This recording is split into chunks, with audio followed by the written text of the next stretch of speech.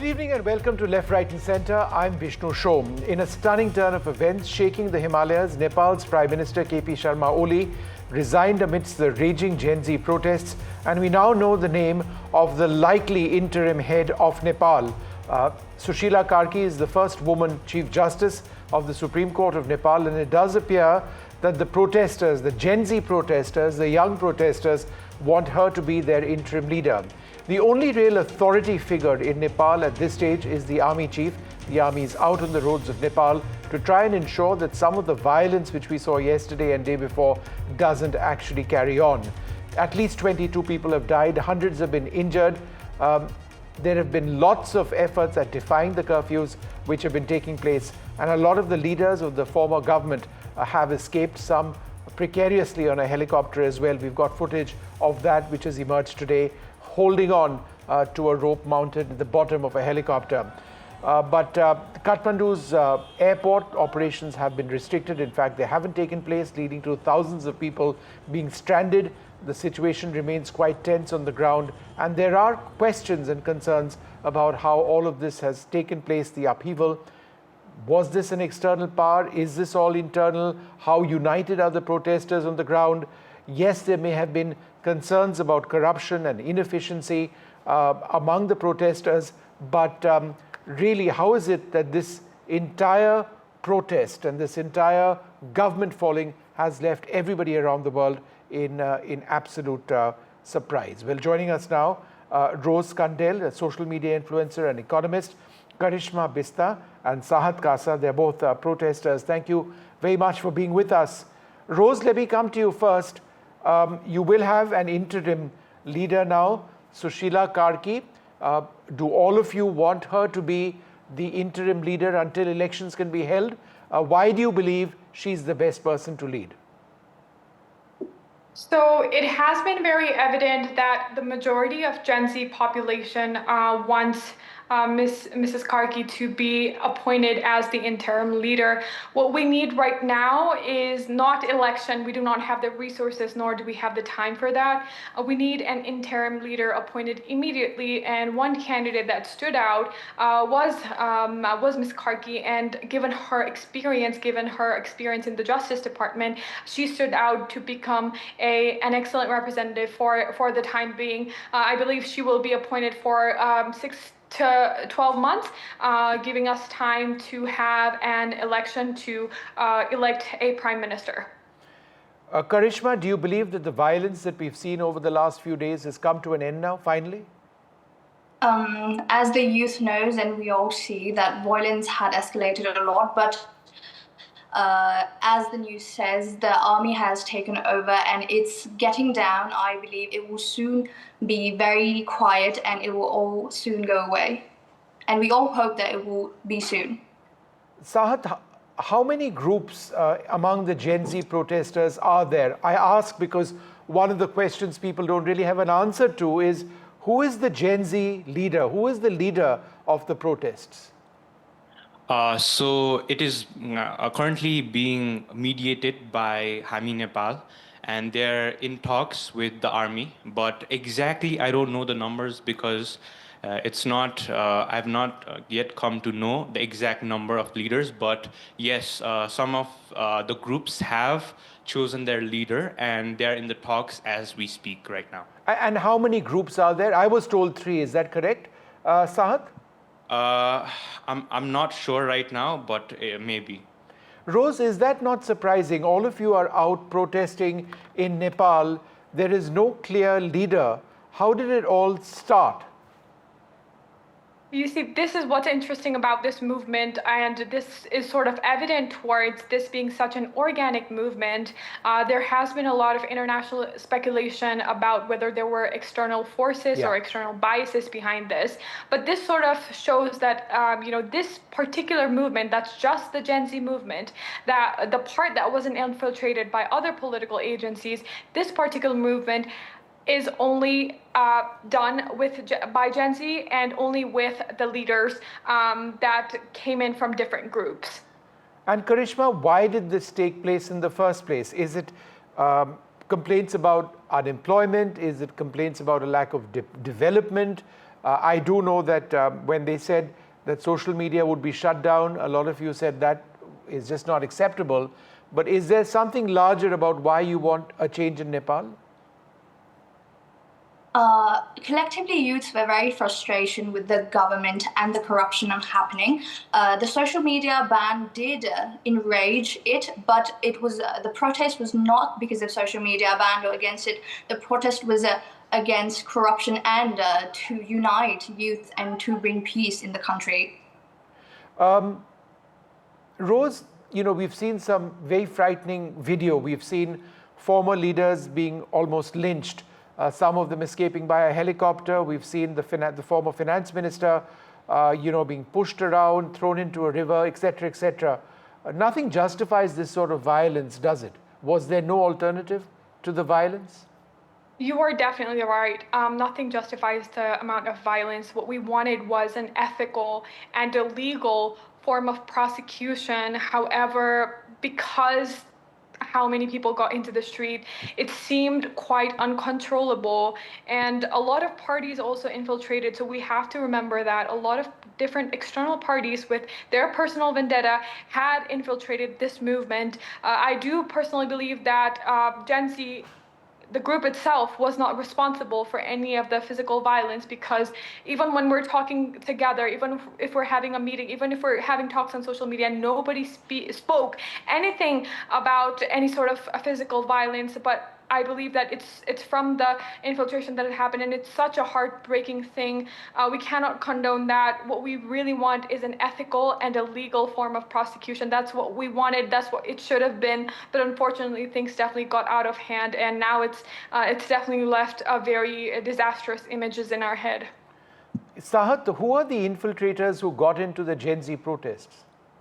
So I would like to call them political loyalists, because these are the people, in Nepali we call them joles. So these are the people who have motive of the political parties. So these were the actual people who infiltrated our protest.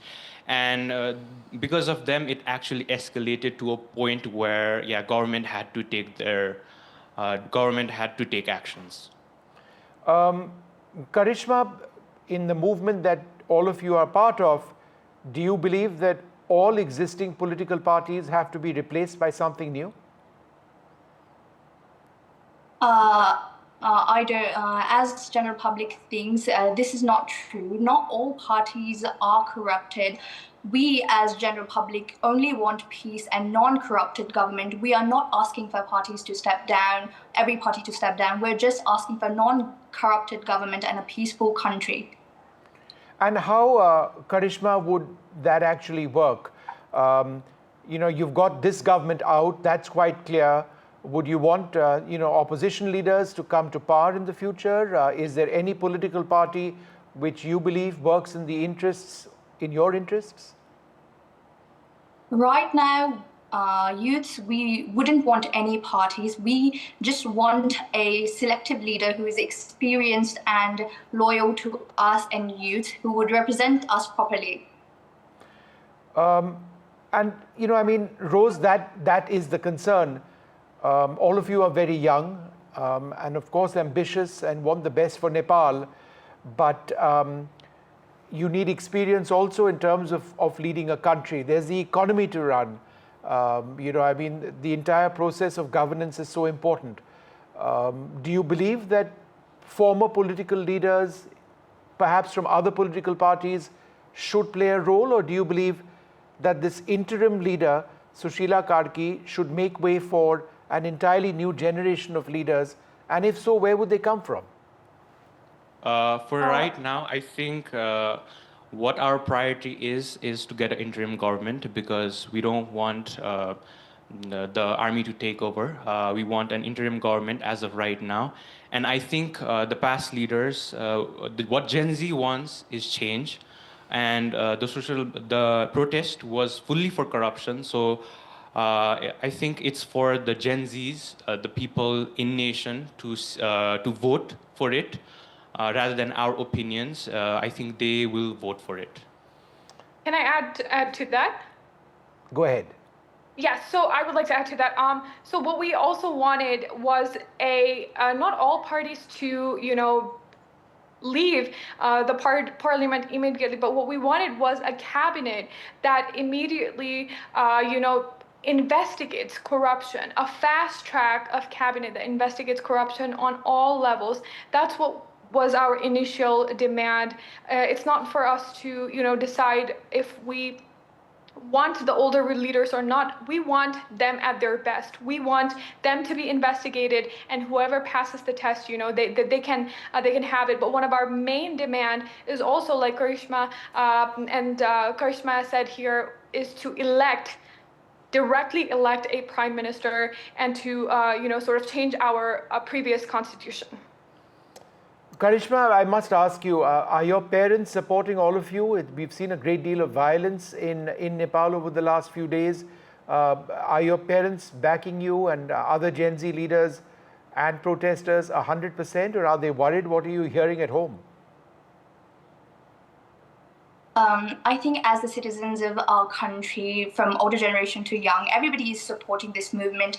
Everybody wants this corruption to go away and peace to come out. So I think everybody, yes, my parents and other older generation are also backing this movement.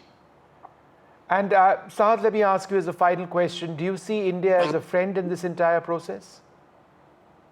I definitely do, because we have had a good relation, like brothers relation in the past. And yeah, I think our what we want is also corruption being investigated, and also a lot of, and so new election, there's that, and competent leaders who are chosen based on ability, not based on party or personal connections. Okay. Look, I'd like to thank you all very much for joining us. I think more than anything else, everybody wants peace in Nepal, and I think we can all agree on that. Thank you so much for being with us. It's quite incredible what's happened in your country, and hopefully there will be some sort of normalcy which emerges sooner than later. Thanks very much indeed. Well, earlier on, we spoke to Sushila Karki, who is now the designated or the chosen interim leader of Nepal. This is what she told my colleague Sikta Deo earlier on. The protest is on, the curfew is also on. There were several killed and many more injured. What do you think? Is government going on the right track? The government persons who are, they are allowed to do the legal work. This is a criminal work of government, I have seen in that this must not have to be yesterday, because neither Hitler did such kind of action in his time.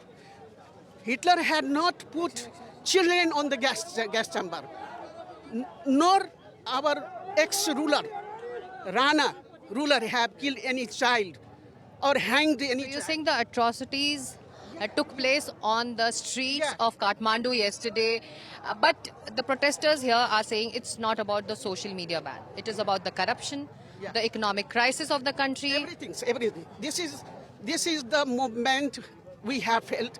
This is the movement against corruption. This is the movement against the ban. This is the movement of the monopoly of the government. This is the movement of the not applying the rule of law in this country.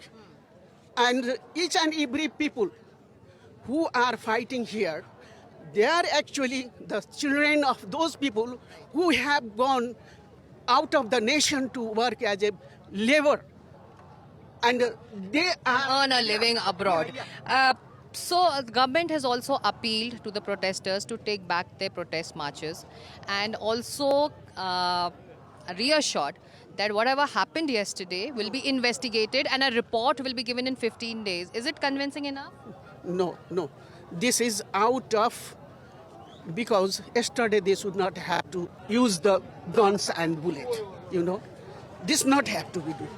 What they are demanding, they were on a silent movement. They were in a peaceful movement, because I can prove it that no student have any kinds of arms, lathi, nothing in their hand.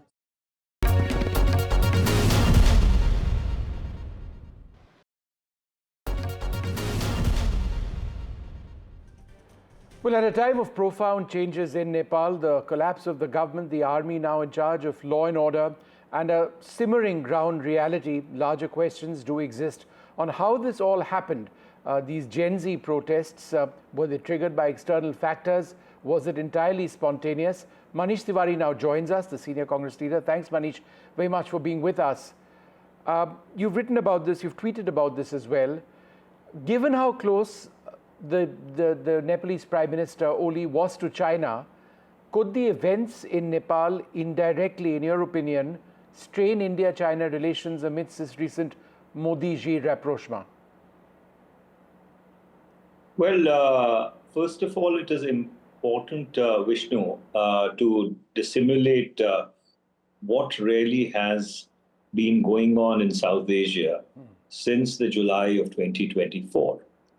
So you had a situation in Bangladesh where, because of student protests, Sheikh Hasina had to flee the country, the army stepped in, and ultimately a gentleman who was an expatriate was brought in to take charge of Bangladesh. We are now seeing a similar situation repeat itself in Nepal, whereby all of a sudden you had these massive protests which have led to the resignation of Prime Minister Oli. You all had the almost lynching of former prime ministers, former finance minister, the wife of a former prime minister has succumbed to burn injuries. And there is chaos and anarchy all across Nepal. Now, in South Asia, there are challenges. There are challenges of unemployment. There are challenges of income inequality. There are other human developmental parameters, which obviously are not of the desired or expected level. To tap into this angst and to weaponize it in order to bring about a non-democratic regime change, this is not the first time that it is happening. It happened in 2010 and 11 in the Greater Middle East. You saw the Tahrir Square protests, which led to a regime change in Egypt. Mubarak's government was toppled. You saw the same thing play itself out in Tunisia. Other Middle Eastern states like Jordan, Bahrain, even Libya for that matter, were impacted by these street protests. So the use of social media, or the weaponization of social media, in order to tap into popular angst and then channelize that energy of the young people to bring about regime changes is not something new. In fact, it's been very well documented till now. But who's done this? In your opinion, who's triggered this? Well, that's a question, Vishnu, that we need to go into very deeply.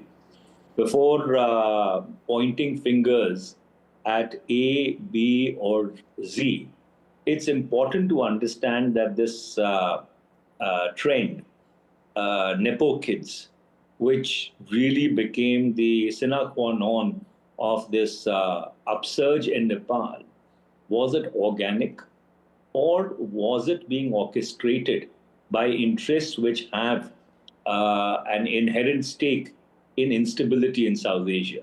It is just too pat that you have Bangladesh in 2024, you have Nepal in 2025. The obvious question is, who next? Yeah. Manish, how important is it for India to draw lessons from our handling of the unrest in Bangladesh, which does have similarities, in order to avoid a potential domestic spillover? Perhaps India needs to emphasize dialogue over suppression in order to manage, what some are calling a generational discontent. I see it to be something beyond that. Well, Vishnu, I entirely agree with you. Discontent is there for reasons which I had elaborated and enunciated earlier in rather great detail. There is restlessness among young people. There is a gap between their aspirations and what they are able to actualize. Now, are there vested interests or even foreign forces which are weaponizing this frustration? Or is this an organic, homegrown protest against, you can say, crony capitalism, against economic malgovernance, against corruption or illegal gratification by the political elites? These are questions which need to be gone into very deeply. But I entirely agree with you. Nepal is a sovereign country. Obviously, what happens in Nepal has an impact in India, as what happened in Bangladesh also had an impact in India. So we need to be extremely careful in handling the situation. At the moment, there seems to be the army which has taken charge, but how long the army will stay in charge is also an open-ended question. So we need to watch this situation carefully and segment it. Right. One is handling our relationship with Nepal, and the second is to look at the deeper implications of what is going on in South Asia and who stands to benefit from it. So, on that point, there are various ways of looking at this. Oli's ouster could potentially benefit India by reducing Chinese leverage because he was close to China. However, if there is prolonged chaos in Nepal, that might create a vacuum that could enable potentially more external meddling, including from China, perhaps even Pakistan. I think my question to you is, there's a huge vacuum in Nepal right now. In international relations, somebody or the other fills that vacuum. How is that of particular concern for New Delhi? Well, let me break your question down into a couple of subparts and try and answer it. First and foremost, I don't think India indulges in regime change by trying to tap into popular discontent in some neighboring country or the others. This is not our playbook, irrespective of whichever may be the government in office, because it has implications and it has a blowback. But obviously, on India's eastern border and on India's northeastern border, in the case of Bangladesh and Nepal, it has happened, and it has happened in quick succession. And under those circumstances, India being the largest power in South Asia, we consider South Asia to be our eminent domain. We should be the ones who should be most worried and who should be most concerned, and must try and discern which are the forces which are responsible for it. Because in the case of Bangladesh, immediately after the student protests and the departure of Sheikh Hasina in rather ungraceful circumstances, you saw Pakistan-Bangladesh rapprochement also play itself out. Yeah. You also saw a greater Chinese role in Bangladesh. You saw very belligerent statements against India emanate from the current leadership in Bangladesh. Yes, we have attempted a reset. We have reached out to the leadership in Bangladesh and accepted the reality as it is. But things are not quite what they were before Sheikh Hasina's departure from Bangladesh. In the case of Nepal, we may have had these blips in our relationship. Somebody may have been perceived to be more closer to us. Somebody may lean towards the other side, primarily because Nepal has also had a very active Maoist movement, which ultimately led to the constitution of Nepal coming into incorporation and then getting operationalized. So, therefore, who are these forces? Who are interested? Is it Tahrir Square Redux? Yeah. Is it what happened in the Greater Middle East 15 years ago happening in South Asia? Why? What are the reasons? Who are the beneficiaries? There are no clear answers at this point, but these are the answers we must look for. No, I agree with you. And, let's not forget about what happened in Sri Lanka a couple of years back. There was protests led by young people. Myanmar, in a different set of circumstances, is in churn. We've seen problems with Bangladesh and now Nepal. India at the center of all of this geographically. These are troubling times. And again, the larger questions do remain. Thanks very much, Manish, for being with us. Thank you very much, Vishnu. Always a pleasure talking to you.